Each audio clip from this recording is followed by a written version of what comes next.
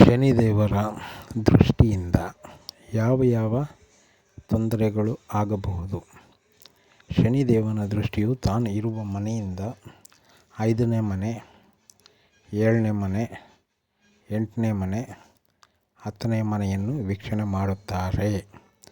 ಇದರಿಂದ ಆ ರಾಶಿಗಳಿಗೆ ಹೆಚ್ಚು ಕಷ್ಟಗಳೇ 99% ಕಷ್ಟಗಳೇ ಅವರ ಮೇಲೆ ಇರುತ್ತದೆ.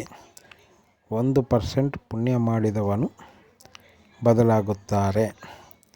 ಮತ್ತು ನಮ್ಮ ಮನೆಯಿಂದ 8ರ ಮನೆ ಮತ್ತು ಶನಿದೇವರ ಮನೆಯಿಂದ 6ರ ಮನೆ, ಈ ರೀತಿ ನೀವು ಹುಡುಕಿಕೊಳ್ಳಬೇಕು. ನಿಮ್ಮ ಕಷ್ಟಗಳು ಯಾವ ರೀತಿಯಲ್ಲಿ ನಿವಾರಣೆ ಆಗುವುದೆಂದು ಬೇರೆ ಜ್ಯೋತಿಷ್ಯರು ಹೇಳುವ ರೀತಿಯಲ್ಲಿ ಇದೆಲ್ಲ ನಿಜ ಅಲ್ಲ. ಆ ದೇವನು ಕೊಡುವುದಾದರೆ ಕೊಡುತ್ತಾನೆ. ಇದರಲ್ಲಿ ಈಗ ಸಿಂಹರಾಶಿಯ ಬಗ್ಗೆ ತಿಳಿದುಕೊಳ್ಳಬೇಕಾದರೆ 2025 ಶನಿದೇವನು ಮೀನರಾಶಿಯಿಂದ ಸಿಂಹರಾಶಿಯ ವೀಕ್ಷಣೆ 6ನೇ ಮನೆ ಬರುತ್ತೆ. ಆದ ಕಾರಣ ಅಷ್ಟೈಶ್ವರ್ಯ ಅಭಿವೃದ್ಧಿಯನ್ನು ಗಳಿಸುತ್ತಾರೆ.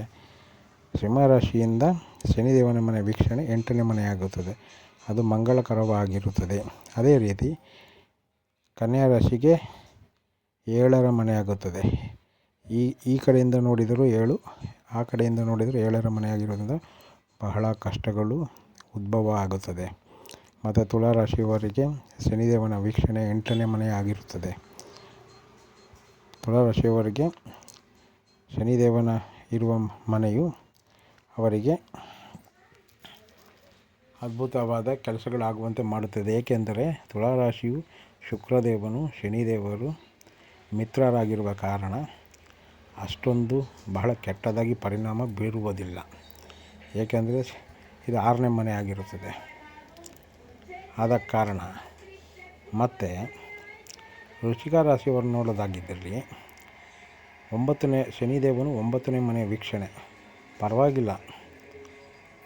ಶನಿದೇವನ ವೀಕ್ಷಣೆ ಮುಖ್ಯವಾಗಿರುವುದು. ಇನ್ನು ಧನುರಾಶಿ ನೋಡೋಕ್ಕಾದರೆ ಶನಿದೇವನು 10ನೇ ಮನೆ ವೀಕ್ಷಣೆ. ಮಕರ ರಾಶಿಯವರಿಗೆ ಭರ್ಜರಿಯಾಗಿ ಸಿಗುತ್ತದೆ. ಯಾಕಂದರೆ 11ನೇ ಮನೆ ವೀಕ್ಷಣೆ. ಇನ್ನು ಕುಂಭರಾಶಿಯವರಿಗೆ ಬಂದುಬಿಟ್ರೆ 12ನೇದು ಸರ್ವನಾಶ. ಮೀನರಾಶಿ ಪ್ರಥಮ ಸ್ಥಾನ, ಅದು ಸರ್ವನಾಶವಾಗುತ್ತದೆ. ಆದ್ದರಿಂದ ಮೀನರಾಶಿ ಮತ್ತು ಕುಂಭರಾಶಿಯವರಿಗೆ ಬಹಳ ಕೆಡುಕಿದೆ. ಅದನಂತರ